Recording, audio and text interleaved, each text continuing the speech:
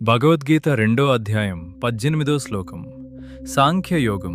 శ్రీకృష్ణ ఉవాచ అంతవంత ఇమే దేహా నిత్యస్యోక్తాః శరీరిణః అనాశినో ప్రమేయస్య తస్మాద్యుధ్యస్వ భారత. భావం: శ్రీ భగవానుడు పలికెను, నాశనం లేనిది, కొలవడానికి లేదా పూర్తిగా ఊహించడానికి వీలు కానిది, శాశ్వతమైనదంది అయిన ఆత్మకు ఉన్న ఈ భౌతిక శరీరాలు మాత్రమే నశించేవి అని జ్ఞానులచే చెప్పబడ్డాయి. కాబట్టి ఓ భరత వంశీయుడా, యుద్ధం చేయి. సందర్భం: గత శ్లోకాలలో ఆత్మకు చావు లేదని, దేహం మాత్రమే నశించేదని కృష్ణుడు వేదాంత కోణంలో వివరించాడు. ఈ శ్లోకంలో ఆ జ్ఞానాన్ని ఆచరణకు అనుసంధానిస్తున్నాడు. ఈ భౌతిక శరీరాలు ఎలాగూ ఈ రోజు కాకపోయినా రేపైనా నశించేవే, కాని వాటిలో ఉన్న ఆత్మ శాశ్వతమైనది.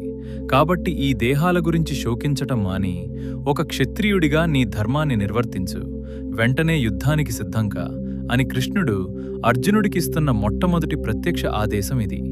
రేపు మరో గీత శ్లోకంతో మళ్ళీ కలుద్దాం. Subscribe for more Gita for life.